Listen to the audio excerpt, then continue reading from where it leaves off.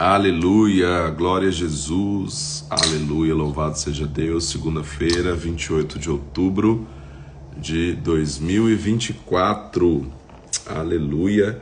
Estou aqui para mais um dia do nosso desafio, 142 dias, aleluia, glória a Deus. Aqui hoje, direto de Orlando, na Flórida, nos Estados Unidos da América.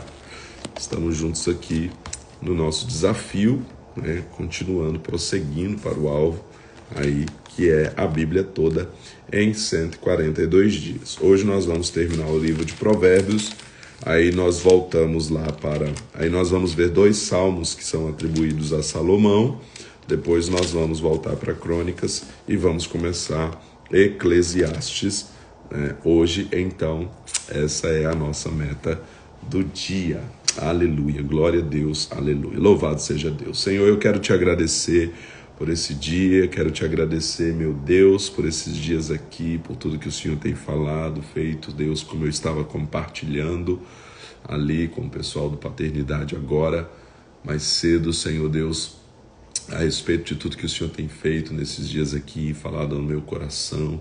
Obrigado, Senhor, por essa viagem, obrigado por esse tempo, obrigado, Senhor Deus, por ser um Deus que nos dá oportunidades de experimentar, Senhor Deus, algumas experiências, Senhor, que vão ministrando, que vão tratando em nós, que vão nos forjando, nos preparando, nos mudando.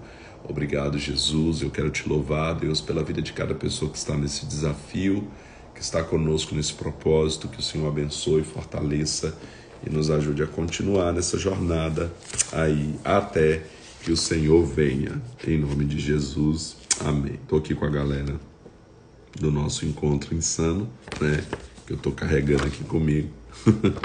Estou carregando literalmente, né, porque no nosso grupo eu fico compartilhando aqui as experiências da viagem, então tá todo mundo aqui meio que viajando junto comigo aí, né, em nome de Jesus.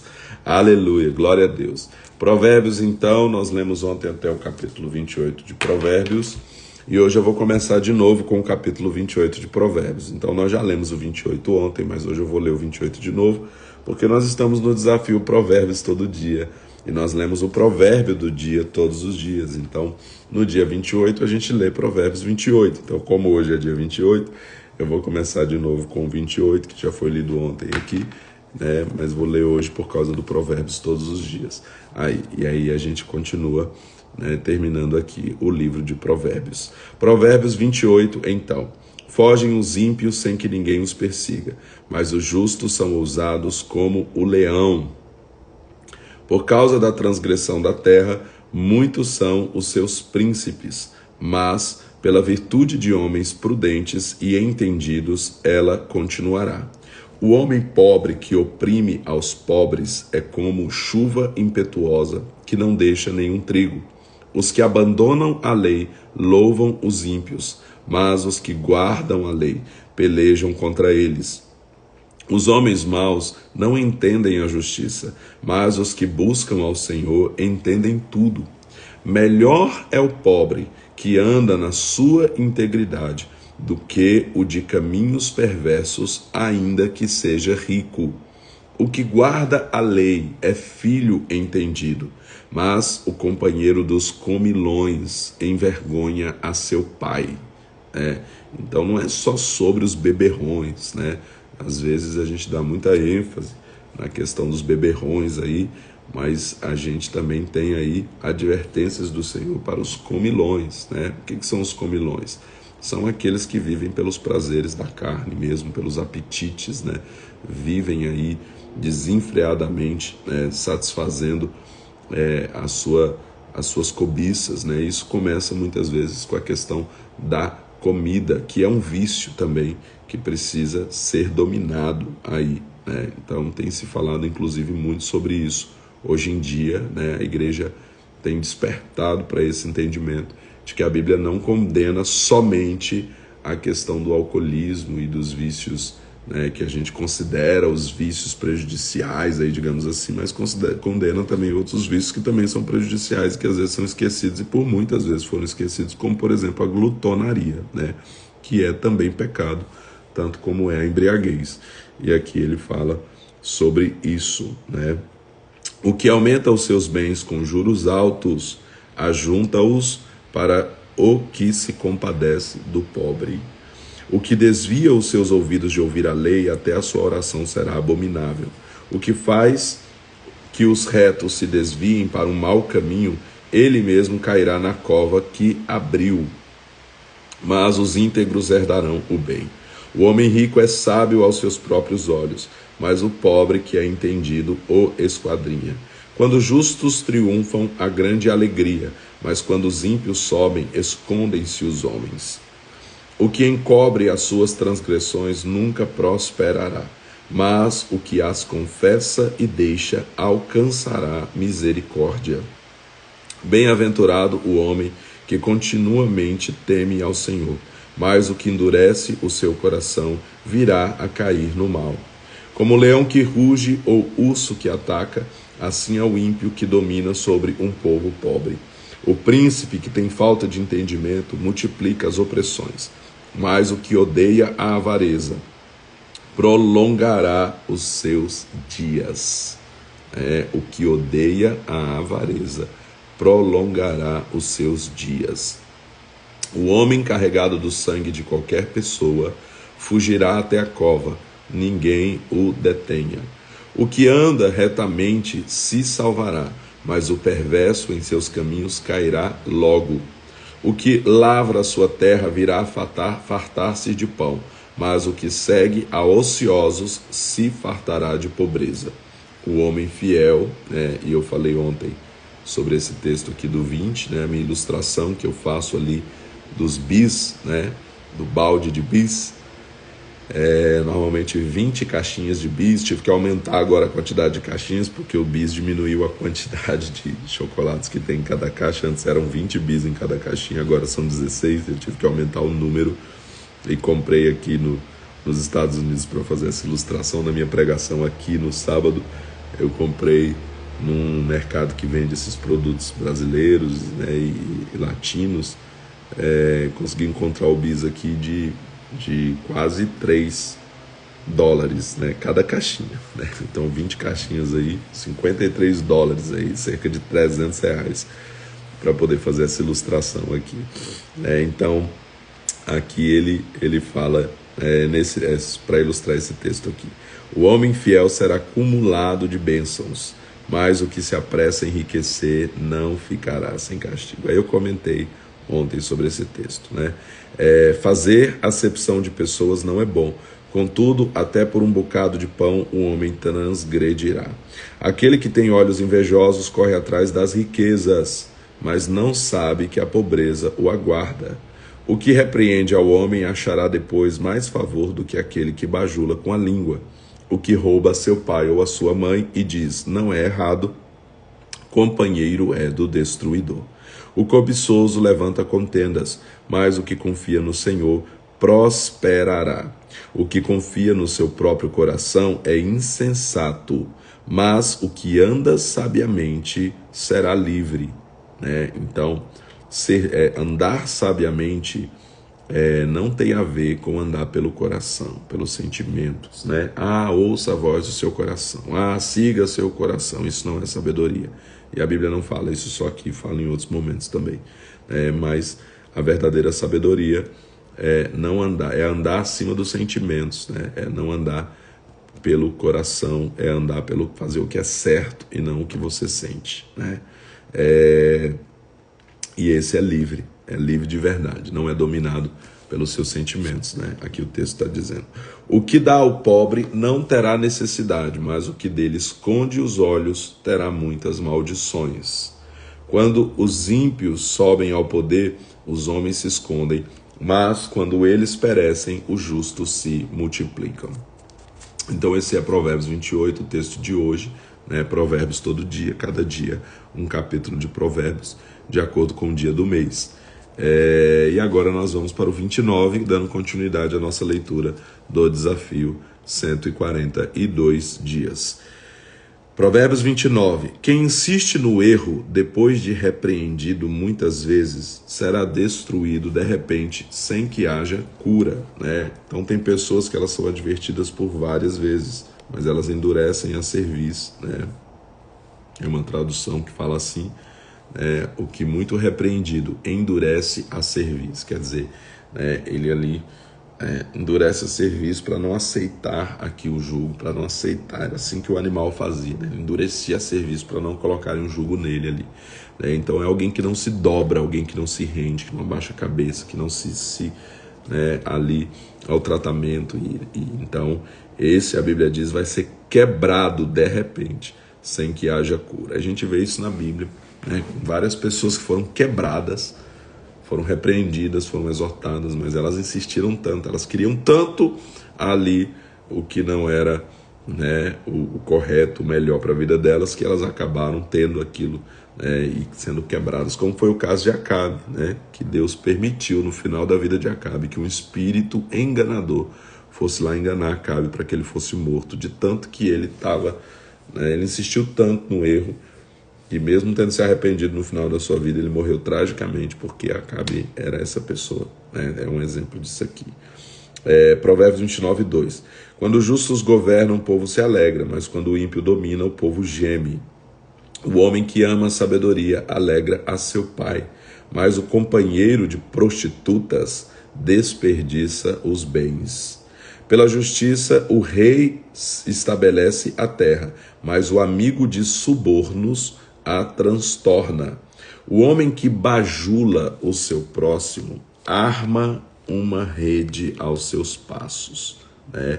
Então aqui não é falando mal do elogio, mas da bajulação, né? Então a bajulação, a lisonja, como é chamado em outras traduções, né? Ela arma uma rede. O homem que lisonjeia o seu próximo arma uma rede, uma armadilha. Aqui uma rede aos passos é uma armadilha, né? Então arma uma armadilha para o seu caminho aí, para o caminho dessa pessoa que fica bajulando e está armando uma armadilha ali para aquela pessoa. Na transgressão do homem mal há laço, mas o justo canta e se regozija. Informe-se o justo da causa dos pobres. Não, verso 7, repetindo, informa-se o justo da causa dos pobres, mas o ímpio não quer saber disso. Os homens zombadores tumultuam a cidade, mas os sábios desviam a ira. O homem sábio que pleiteia com o tolo, quer se perturbe, quer se ria, não terá descanso. Os homens sanguinários odeiam o íntegro, mas os retos procuram o seu bem. O tolo expande toda a sua ira. Quero comentar aqui esse verso 11. O tolo expande toda a sua ira, mas o sábio a encobre e reprime. Eu quero comentar esse texto aqui. Eu sempre comento ele na versão King James, né? Inclusive eu estou aqui nos Estados Unidos, a King James, que é a versão do Rei Tiago americana, né? Do Rei James, Rei Tiago, King James. Nesse texto aqui me chamou muita atenção, quando eu li na tradução da King James atualizada, ele diz assim no 11 aqui, 29:11, ele diz que o tolo expande todas as suas paixões, né? Mas o sábio as reprime, e acalma a sua alma. Então o insensato, ele diz assim, o insensato expande todas as suas paixões, mas o sábio, ele as reprime e acalma a sua alma. Então, aqui, nessa tradução aqui agora, da Scofield, ele fala o tolo expande toda a sua ira, ele está falando de ira. Mas eu achei interessante porque na King James, ele fala de paixão, né? Todas as suas paixões. Então não é só necessariamente a ira, mas as paixões de um modo geral, né? Então, o tolo ou o insensato, ele dá vazão para a sua paixão, ele dá vazão para a sua ira, quer dizer, ele faz o que dá na telha, né? Ele anda ali pelo que ele tem vontade de fazer, ele faz mesmo, né? Eu falo mesmo, eu faço mesmo, né? Então ele anda guiado pelas suas paixões, pelos seus ímpetos, pelos seus desejos, pela sua ira, né? Porém o sábio, a Bíblia está dizendo, que ele encobre e reprime a sua ira, aqui na tradução da Scofield, e na King James fala que ele encobre todas essas paixões, que ele as reprime, né? Olha que insanidade, né? Que insanidade aos olhos desse mundo, porque esse mundo prega que a gente deve dar vazão à nossa vontade, que a gente deve seguir o nosso coração, que a gente tem que fazer o que tem vontade de fazer, né? Não se reprima, né? Não se reprima. Então, é o assuma desse mundo, né? O não se reprima desse mundo. Porém, a sabedoria está em se reprimir, né? Se reprimir no sentido de que eu não vou fazer o que eu quero, eu não vou fazer o que eu tenho vontade de fazer, eu vou fazer o que é certo. Eu não vou andar pelas minhas paixões, pelos meus desejos, eu vou andar por aquilo que é certo. Essa é a sabedoria de Deus, que é loucura para os homens. Parece insanidade você negar-se a si mesmo e não fazer o que você quer, mas fazer o que Deus quer, o que a palavra de Deus, né, orienta, o que é a vontade de Deus e não o que é a nossa vontade. Então esse texto é muito forte para mim, 29:11, especialmente na King James atualizada. Me chamou muita atenção quando eu li na King James esse texto e me marcou, né? Mas ele está falando na sua essência, ele fala sobre se reprimir para fazer uma vontade que é a maior do que a nossa e melhor do que a nossa. Quando Paulo fala que para experimentar a boa, agradável e perfeita vontade, eu preciso me entregar como sacrifício vivo.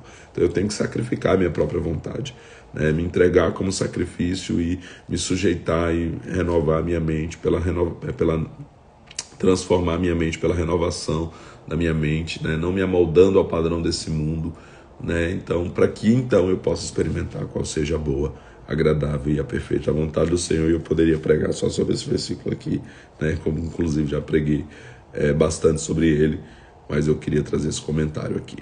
Verso 12, Provérbios 29:12. O governo que dá atenção às palavras mentirosas descobrirá que todos os seus servos são ímpios. O pobre e o opressor têm isso em comum. O Senhor ilumina os olhos de ambos.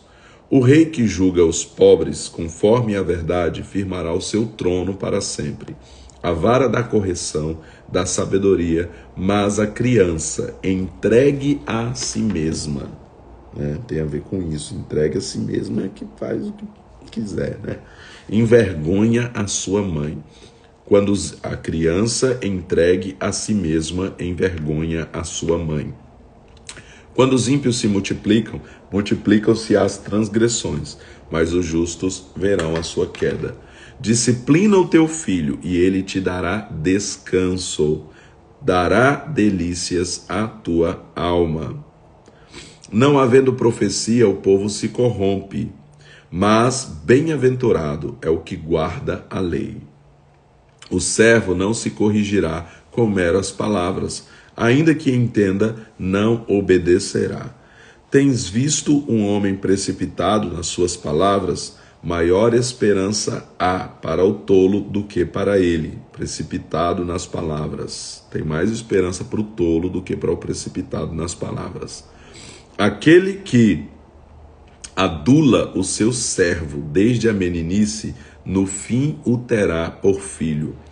O homem iracundo levanta contendas, e o furioso multiplica as transgressões. A soberba do homem o abaterá, mas o humilde de espírito obterá honra. O que tem parte com o ladrão é o seu próprio inimigo, mesmo sob juramento, nada denuncia. O temor do homem virá a ser laços, mas o que confia no Senhor está seguro. Isso aqui também, Deus tem falado tanto comigo sobre isso. O temor do homem virá a ser laços. Em outra tradução fala que aquele que teme ao homem cai em armadilhas, mas o que confia no Senhor está seguro. Eu tenho falado isso muito no Paternidade, sobre o temor dos homens. Quantas pessoas, por causa do temor dos homens, querendo a aprovação dos homens, com medo da opinião dos outros, entra em armadilhas. Então que nós possamos temer ao Senhor acima dos homens, porque temer aos homens, porque viver no temor dos homens traz muitas armadilhas aí. Então nós precisamos temer o Senhor mais do que os homens, porque às vezes os homens, e eu falo dos homens, as pessoas de um modo geral, vão exigir de nós, vão querer de nós né, coisas que desagradam a Deus. E aí a gente tem que estar disposto a amar mais a Deus e temer mais a Deus do que aos homens. Verso 26, muitos buscam o favor do príncipe, mas é do Senhor que o homem recebe justiça. O ímpio é abominação para os justos, e o reto é abominação para os ímpios. Provérbios capítulo 30, penúltimo capítulo de Provérbios, essa coleção de sabedoria de Deus para as nossas vidas. Palavras de Agur, filho de Jaqué, de Massá. Este homem disse a Itiel e a Ucal: na verdade que eu sou mais bruto que todos, não tenho o entendimento do homem. Não aprendi a sabedoria, nem tenho o conhecimento do santo. Quem subiu ao céu e desceu? Quem encerrou os ventos nos seus punhos? Quem amarrou as águas na sua roupa? Quem estabeleceu todas as extremidades da terra? Qual é o seu nome e qual é o nome de seu filho? Conte-me, se é que o sabes. Toda a palavra de Deus é perfeita. Escudo ele é para os que nele confiam. Nada acrescentes às suas palavras, para que não te repreenda e sejas achado mentiroso. Duas coisas te peço, ó Senhor. Não as negues a mim, antes que eu morra. Afasta de mim a vaidade e a palavra mentirosa. Não me des nem a pobreza, nem a riqueza, mas dá-me só o pão que me é necessário, para que de farto eu não te negue e diga: quem é o Senhor? Ou, empobrecendo, não venha a furtar e profane o nome de Deus. Então aqui traz uma meditação poderosa para as nossas vidas, né? Eu não quero nem ter tão pouco que eu venha ter que fazer coisas que desagradam a Deus, não somente o furtar necessariamente, mas coisas que desagradam a Deus, que muitos acabam fazendo por causa da necessidade, inclusive entrando em acordos que não deveria e fazendo coisas que não deveriam aí, coisas erradas, ilícitas, por causa da necessidade, assim como também ele diz aqui, né, sobre ter demais e se esquecer do Senhor. Então, que eu tenha apenas aquilo que realmente é necessário, o pão nosso de cada dia. Né? O pão nosso de cada dia soa como algo muito pouco, né? Poxa, mas é só o pão nosso, é o pouco de cada dia. Não, não é o pouco de cada dia, é o necessário de cada dia. Né? O pão de cada dia de cada um é diferente. Então, né, querer o pão de cada dia é isso, né? Que Deus me dê apenas aquilo que realmente Ele tem para a minha vida, aquilo que realmente Ele permite que eu viva, né? Eu não preciso mais do que aquilo que Deus tem para mim, né? Aquilo que Deus tem para mim diariamente. É o pão nosso de cada dia. E aí, verso 10. Não calunies o servo diante de seu senhor, para que não te amaldiçoe e fique culpado. Há gente que amaldiçoa o seu pai e que não bendiz a sua mãe. A gente que é pura aos seus próprios olhos e que nunca foi lavada da sua imundícia, né? Nunca foi lavado, mas se acha puro aos seus próprios olhos. Deus nos livre desse lugar de cegueira, né? Que a gente possa perceber o que precisa ser lavado na nossa vida e não viver com esse engano de ser puro aos seus próprios olhos. A gente cujos olhos são altivos e cujas pálpebras são levantadas para cima, que o Senhor também nos livre desse lugar de olhos altivos, né? A gente cujos dentes são espadas e cujo queixo é como faca, para consumirem na terra os aflitos e os necessitados entre os homens. A sanguessuga tem duas filhas, a saber, Dadá. Há 3 coisas que nunca se fartam, 4 que nunca dizem basta: a sepultura, o ventre estéril, a terra que não se farta de água e o fogo que nunca diz basta. Corvos do vale arrancarão os olhos que zombam do pai ou desprezam a obediência da mãe. Filhotes da águia os comerão. Há 3 coisas que são maravilhosas demais para mim. Há 4 que não conheço: o caminho da águia no céu, o caminho da cobra no penhasco, o caminho do navio no meio do mar e o caminho do homem com uma virgem. Tal é o caminho da mulher adúltera. Come, limpa a boca e diz: não cometi maldade.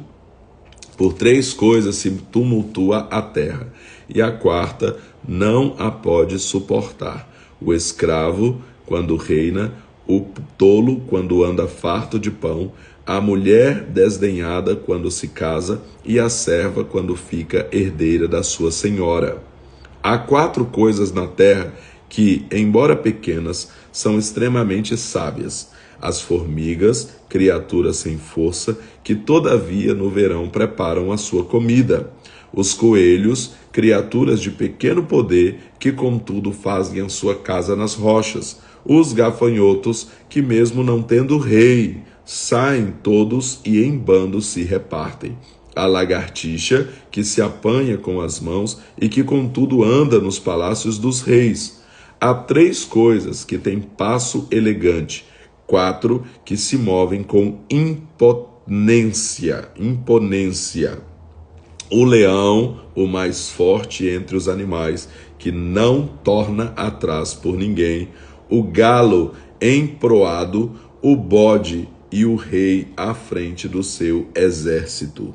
Se procedeste loucamente, exaltando-te, ou se planejaste o mal, põe a mão na boca.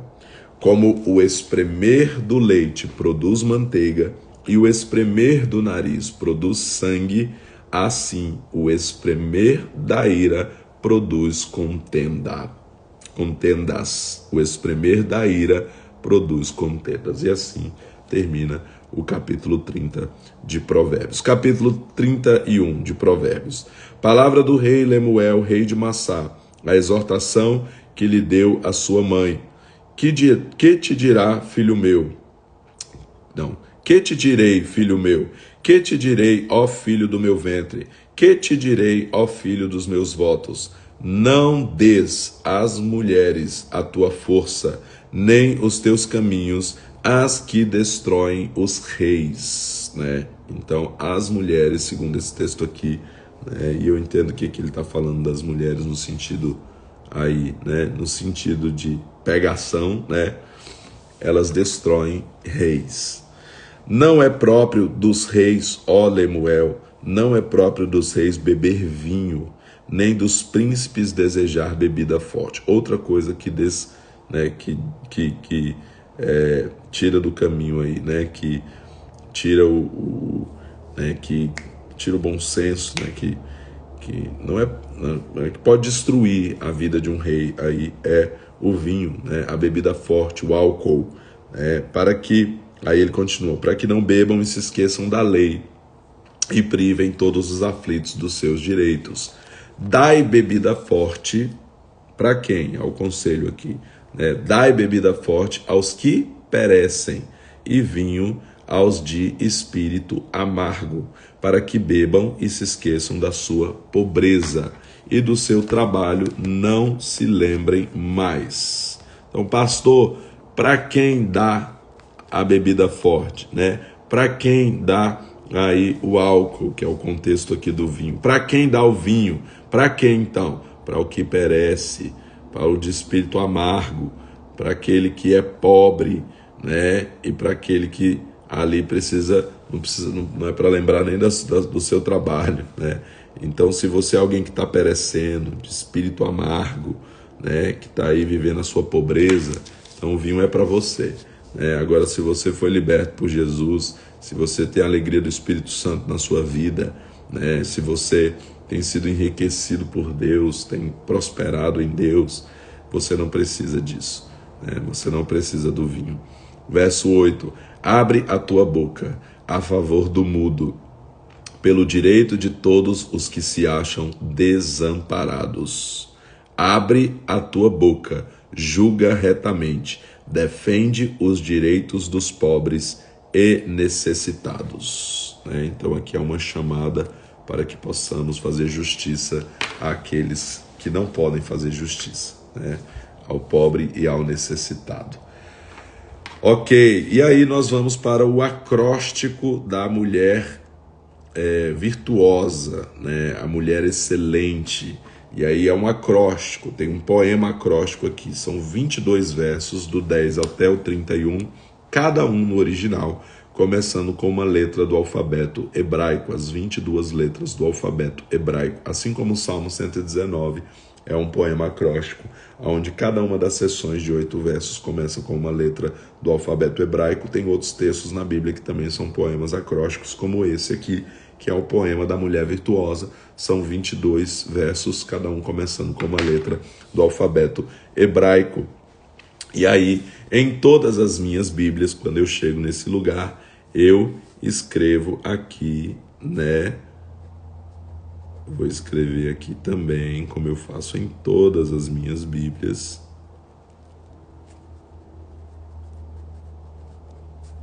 Escrevendo aqui, ó.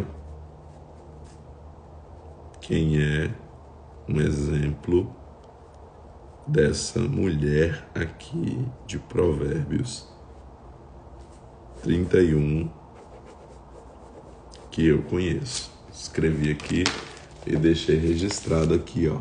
Provérbios 31, Roniele, minha rainha, entendeu? É essa mulher, minha esposa, é essa mulher que em toda a minha Bíblia eu escrevo, porque ela é para mim um exemplo dessa mulher virtuosa que o Senhor me deu. Capítulo 31, então, Provérbios 31, a partir do verso 10, né? Acróstico, poema acróstico da mulher virtuosa. Mulher virtuosa, quem a achará? O seu valor muito excede o de rubis. O coração do seu marido confia nela, e a ele não faltam riquezas. Ela lhe faz bem, não mal, todos os dias da sua vida. Busca lã e linho e trabalha com mãos hábeis. Como os navios mercantes, ela de longe traz o seu pão. Ainda de noite se levanta, dá mantimento à sua casa e tarefa às suas servas. Examina uma propriedade e a adquire. Planta uma vinha com o fruto das suas mãos. Cinge os seus lombos de força e fortalece os seus braços. Prova e vê que é boa a sua mercadoria. A sua lâmpada não se apaga de noite. Estende as suas mãos ao fuso e as palmas das suas mãos pegam na roca. Abre os braços aos pobres e estende as mãos aos necessitados. Não teme por causa da neve, pois toda a sua casa anda vestida de lã escarlate. Faz para si cobertas de linho fino e de púrpura é o seu vestido. Seu marido é respeitado nas portas da cidade, quando se assenta com os anciãos da terra.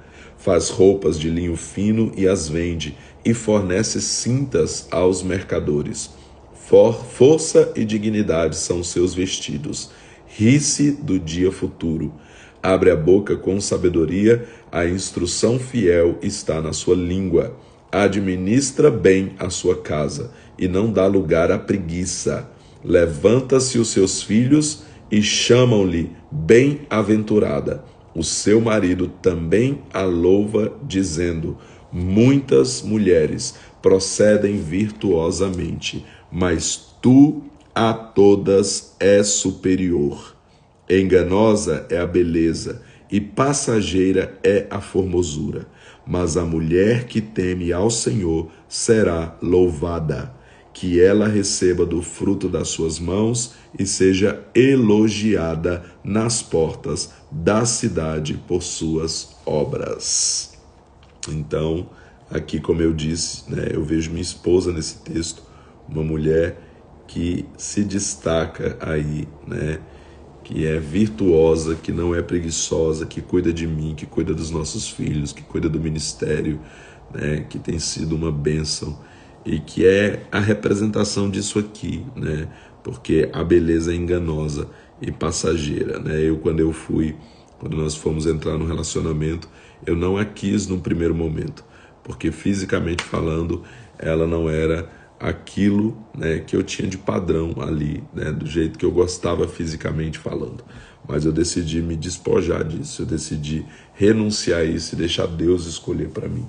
Eu decidi abrir mão dos meus padrões para poder deixar o Senhor me entregar uma mulher, ao invés de eu fazer a minha escolha pelo físico, pela aparência, e, por coisas que eu ali idealizava ou queria. E o Senhor me surpreendeu com uma mulher muito melhor, que é linda, que é incrível, mas que foi além da questão da beleza física, uma beleza que vai muito além do físico, que é a minha esposa, Então é isso, glória a Deus pela vida dela, aleluia, louvado seja Deus. Então completamos aqui hoje, glória a Deus, registrando aqui, dia 28/10, livro de Provérbios completo, aqui em Orlando, que eu também registro aonde eu estou, quando eu vou marcando aqui. Aí antes da gente ir para Eclesiastes, nós vamos ler 2 salmos aqui, que são salmos atribuídos a Salomão.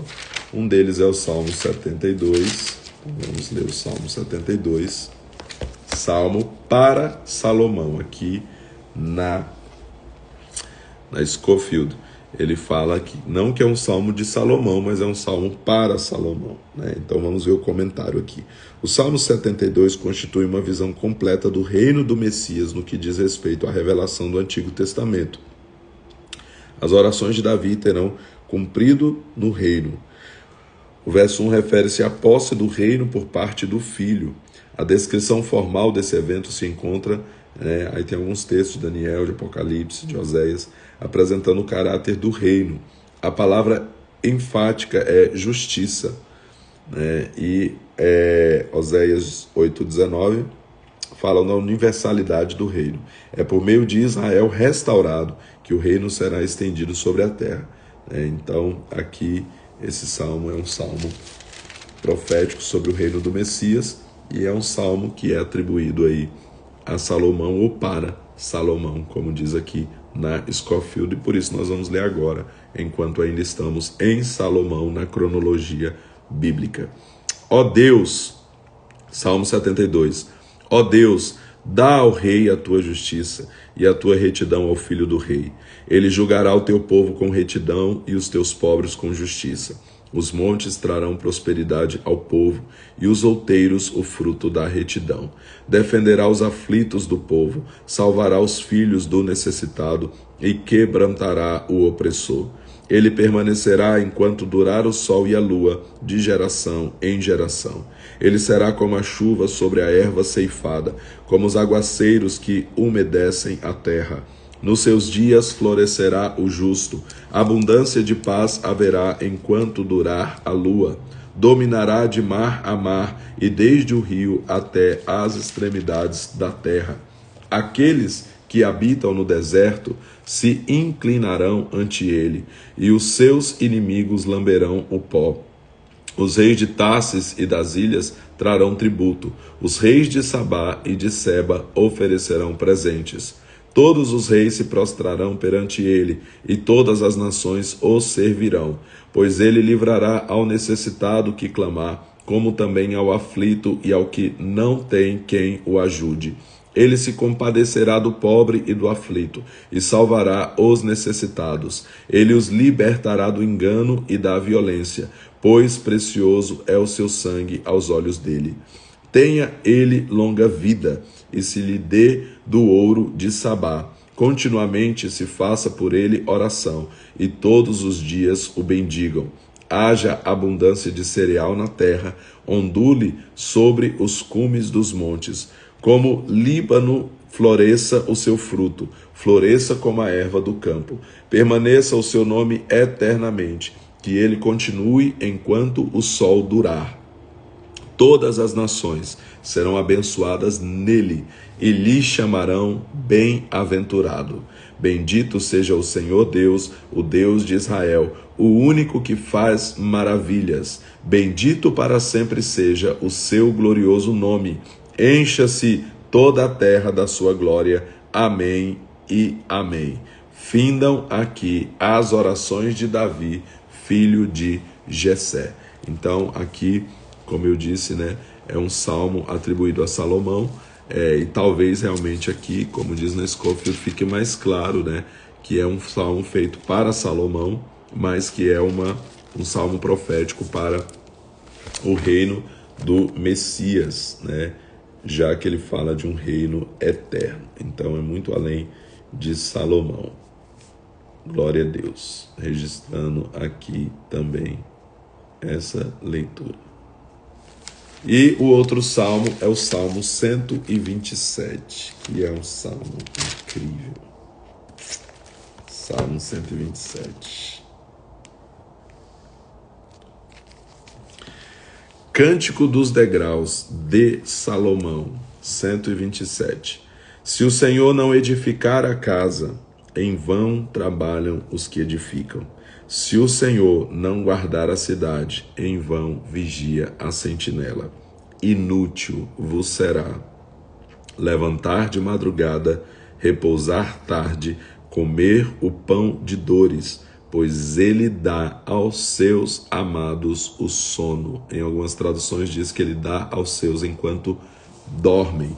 E aqui não significa que você tem que dormir demais, mas significa descansar no Senhor, confiar nele e não no seu trabalho, na sua força, simplesmente, né? Você trabalha, mas confiando no Senhor. E quem trabalha confiando no Senhor pode parar para descansar, né? Porque não é sobre o tanto que você trabalha, mas sobre confiar no Senhor para prosperar o seu trabalho. E isso aqui fala sobre isso. Os filhos são herança do Senhor, e o fruto do ventre o seu galardão. Como flechas na mão do valente, assim são os filhos da juventude. Bem-aventurado o homem que enche deles a sua aljava. Não serão envergonhados quando enfrentarem os seus inimigos no tribunal. Então é sobre aqui confiar no Senhor e entender que os filhos são a herança do Senhor nas nossas vidas. Glória a Deus. Registrando aqui essa leitura também do Salmo 127, Salmo de Salomão. Então lemos os salmos aí de Salomão, lemos os provérbios e agora nós voltamos para a 2 Crônicas para ver o final da vida de Salomão, antes então de irmos para Eclesiastes. 2 Crônicas, capítulo 29. 2 Crônicas 9. 2 Crônicas 9. Voltamos lá. Nós paramos, lemos até o 8. Aí agora chegamos no 9. Vamos ler aqui 2 Crônicas 9. Esse Salomão, depois que ele escreveu todos esses provérbios, né, então nós vamos ver aqui como terminou a vida de Salomão, né? Quando a rainha de Sabá ouviu falar da fama, 2 Crônicas 9.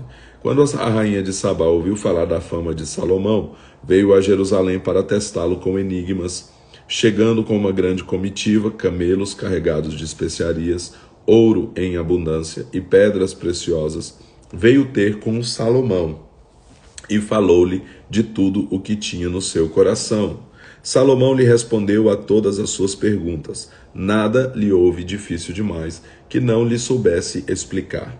Vendo a rainha de Sabá a sabedoria de Salomão, o palácio que edificara, as iguarias da sua mesa, o assentar dos seus oficiais, o serviço dos seus criados e os trajes deles, seus copeiros e os seus trajes, e os holocaustos que ele oferecia na casa do Senhor, ficou como fora de si, e disse ao rei: era verdade a palavra que ouvi na minha terra acerca dos teus feitos e da tua sabedoria.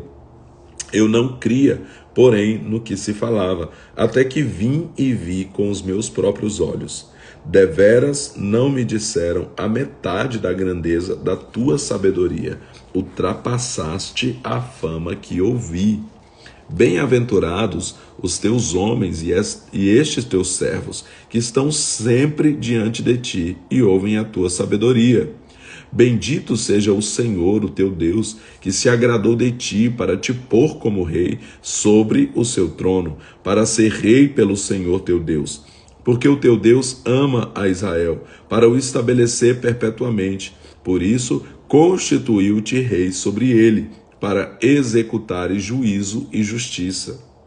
Deu ao rei 120 talentos de ouro e especiarias em grande abundância e pedras preciosas. Nunca houve tais especiarias quais a rainha de Sabá deu ao rei Salomão. Também os servos de Irão e os servos de Salomão, que de Ofir tinham trazido ouro, trouxeram madeira de sândalo e pedras preciosas. Fez o rei da madeira de sândalo escadarias para o templo do Senhor e para a casa do rei, como também harpas e alaúdes para os músicos, quais nunca dantes se viram na terra de Judá. O rei Salomão deu à rainha de Sabá tudo o que ela desejou e pediu. Deu-lhes mais do que ela trouxera ao rei. Assim voltou e foi para a sua terra, ela e os seus servos. O peso do ouro que se trazia cada ano a Salomão era de 666 talentos, fora o que os negociantes e mercadores traziam. Também todos os reis da Arábia e os governadores do país traziam a Salomão ouro e prata. Fez Salomão 200 escudos de ouro batido. Para cada escudo mandou pesar 600 siclos de ouro batido. Fez também 300 escudos de ouro batido. Para cada escudo mandou pesar 300 siclos de ouro. Colocou-os o rei no palácio do bosque do Líbano. Fez o rei um grande trono de marfim e o cobriu de ouro puro. O trono tinha 6 degraus e um estrado de ouro, que eram ligados ao trono. De ambos os lados tinham braços junto ao lugar do assento e 2 leões em pé junto aos braços. Havia 12 leões em pé de um e outro lado, sobre os 6 degraus. Outro tal não se fizera em nenhum reino. Todas as taças do rei Salomão eram de ouro. Todos os objetos do palácio do bosque do Líbano de ouro puro. Nada era feito de prata, porque considerava-se a prata de pouco valor nos dias de Salomão. Tinha o rei navios que iam a Tarsis com os servos de Irão. De 3 em 3 anos os navios voltavam de Tarsis trazendo ouro, prata, marfim, macacos e pavões. Excedeu o rei Salomão a todos os reis da terra em riqueza e em sabedoria. Todos os reis da terra procuravam ver o rosto de Salomão, para ouvirem a sabedoria que Deus lhe pusera no coração. Cada um trazia o seu presente, artigos de prata e de ouro, roupas, armaduras, especiarias, cavalos e mulas, ano após ano. Teve também Salomão 4.000 manjedoras para os cavalos de seus carros e 12.000 cavaleiros, os quais mantinha nas cidades dos carros e com o rei em Jerusalém. Dominava Salomão sobre todos os reis, desde o rio até a terra dos filisteus e até a fronteira do Egito. Fez o rei que em Jerusalém houvesse prata como pedras e cedros em tanta abundância como as figueiras bravas que há nas baixadas do Egito, e de todas aquelas terras traziam cavalos a Salomão. Quanto ao restante dos atos de Salomão, desde os primeiros até os últimos, porventura não estão escritos no livro da história de Natã, o profeta, e na profecia de Aías, o silonita, e nas visões de Ido, o vidente, acerca de Jeroboão, filho de Nebate? Reinou Salomão em Jerusalém 40 anos sobre todo o Israel. Descansou com seus pais e foi sepultado na cidade de Davi, seu pai. E Roboão, seu filho, reinou em seu lugar. Então aqui termina o reinado de Salomão. E na visão das crônicas aqui, na narração das crônicas, não fala como que Salomão terminou muito mal aí, se deixou levar aos deuses das suas muitas mulheres, como fala lá em Reis. Primeira Reis, quando fala sobre o reinado de Salomão, vai falar sobre como ele terminou muito mal, se envolvendo com muitas mulheres e com seus deuses aí, né? E agora nós vamos ler ainda aqui, nesses minutos que nos restam da nossa leitura de hoje, Eclesiastes. Então, estávamos lendo aqui sobre Salomão, vemos aqui como ele terminou, e aí agora nós vamos ler outro livro dele, Eclesiastes, que acredita-se foi escrito já mais para o final da sua vida, né? Bem depois de Provérbios. E aí quando nós entramos em Eclesiastes, eu sempre falo que nós precisamos ler Eclesiastes entendendo ali a cosmovisão, né, geral da Bíblia, e não somente o livro de Eclesiastes isoladamente, porque o livro de Eclesiastes isoladamente é um livro depressivo, né? É um livro que você olha e fala, cara, não serve para nada, né? A vida, tudo é efêmero, tudo é passageiro, né? Para que, né, viver? É quase isso o livro de Eclesiastes. Mas quando nós temos a perspectiva da eternidade, eu fiz um desafio que nós tivemos no início do ano, que foi o desafio Vida Eterna, 22 dias sobre a vida eterna. E aí nós lemos todo o livro de Eclesiastes, e eu comentei todo o livro de Eclesiastes, falando sem Cristo, sem a visão do reino de Deus, sem a visão da eternidade, da vida eterna, o livro de Eclesiastes é um livro depressivo, porque você olha e fala, se a vida consistir só aqui nessa vida, né, se só consistir nisso, em correr atrás das coisas, em viver essa loucura que o mundo vive, né, de querer ter, de querer alcançar coisas para essa terra, né, isso é vazio, isso é tudo efêmero, isso é tudo passageiro, né? Então, aqui a gente precisa ler Eclesiastes com essa perspectiva que Salomão não tinha na sua totalidade, mas que hoje nós temos Cristo, já foi revelado, e nós temos a esperança da vida eterna. Então, quando nós ajuntamos tesouros para a eternidade, quando nós temos uma perspectiva da eternidade, aí sim nós podemos olhar e encarar essa vida aqui, né, entendendo aquilo que é a frase lá do filme do Gladiador, o que nós fazemos nessa vida ecoa para a eternidade. Eclesiastes capítulo 1. Palavras do pregador, filho de Davi, rei em Jerusalém. Vaidade de vaidade, diz o pregador, vaidade de vaidades, tudo é vaidade. Que proveito tem o homem de todo o seu trabalho, que faz debaixo do sol? Uma geração vai e outra geração vem, mas a terra permanece para sempre. Nasce o sol e põe-se o sol, e volta ao lugar de onde nasceu. O vento vai para o sul e faz o seu giro para o norte. Continuamente vai girando o vento e volta fazendo os seus circuitos. Todos os ribeiros vão para o mar, contudo o mar não se enche. Ao lugar para onde os ribeiros correm, para ali tornam a ir. Todas as coisas são canseira, mais do que ninguém o pode declarar. Os olhos não se fartam de ver, nem os ouvidos de ouvir. Isso é uma verdade, né? Os nossos olhos não se cansam de ver e nem os nossos... A vista pode estar cansada, mas a gente nunca se cansa de ver, né? A gente está sempre querendo ver e está sempre se deslumbrando com coisas novas que a gente vê, né? E nem os ouvidos de ouvir a mesma coisa, né? A gente pode até enjoar de uma música, mas aí vem uma nova música e o nosso ouvido, né, ali está querendo ouvir mais, assim é, né? O que foi isso? O que foi, isso é o que há de ser. E o que se fez, isso se tornará a fazer. Nada há novo debaixo do sol. Há alguma coisa de que se possa dizer, vê, isso é novo?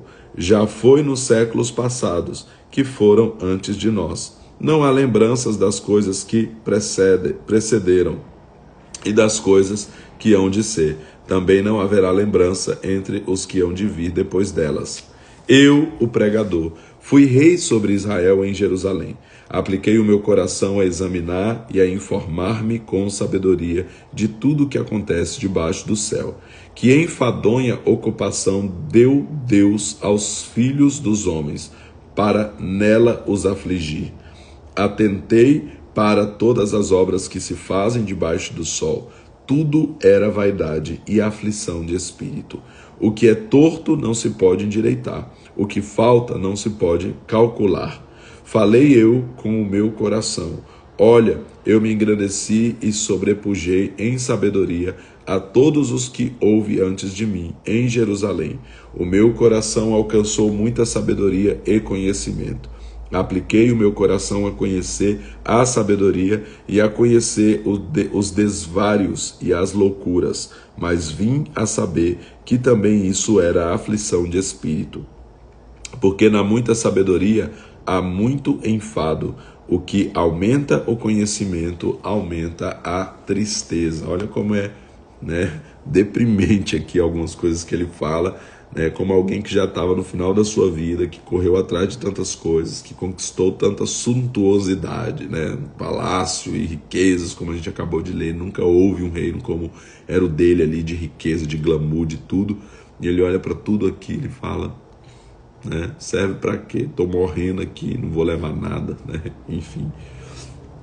Eclesiastes capítulo 2. Disse eu no meu coração, ora vem, eu te... Não. Eclesiastes capítulo 2, verso 1. Disse eu no meu coração, ora vem, eu te provarei com alegria. Portanto, desfruta o prazer, mas também isso era vaidade.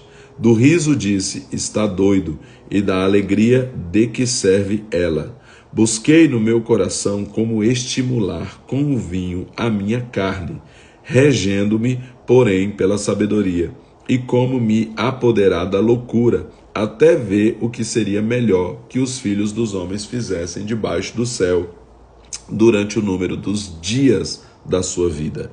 Fiz para mim obras magníficas, edifiquei casas, plantei vinhas, fiz hortas e jardins e plantei neles árvores de toda espécie de fruto.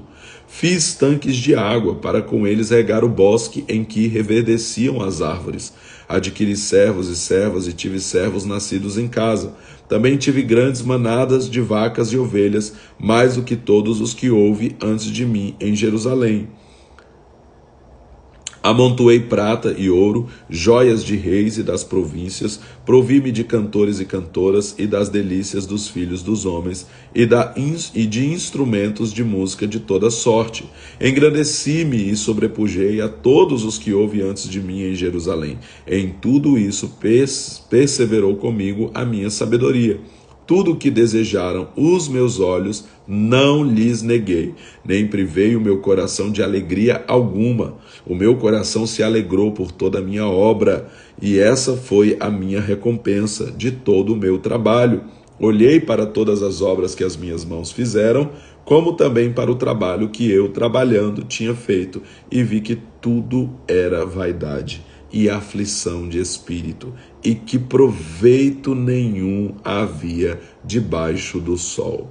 Então passei a contemplação da sabedoria e da loucura e da insensatez.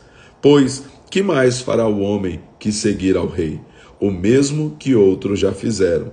Então vi que a sabedoria é mais excelente do que a insensatez, quanto a luz é mais excelente do que as trevas. Os olhos do sábio estão na sua cabeça, mas o louco anda em trevas. Então entendi que o mesmo sucede a ambos. Pelo que eu disse no meu coração, como acontece ao tolo, assim sucederá a mim. Porque, pois, busquei mais a sabedoria? Então disse no meu coração que também isso era vaidade. Entenda aqui, ele está dizendo assim, ó, humanamente falando aqui, né?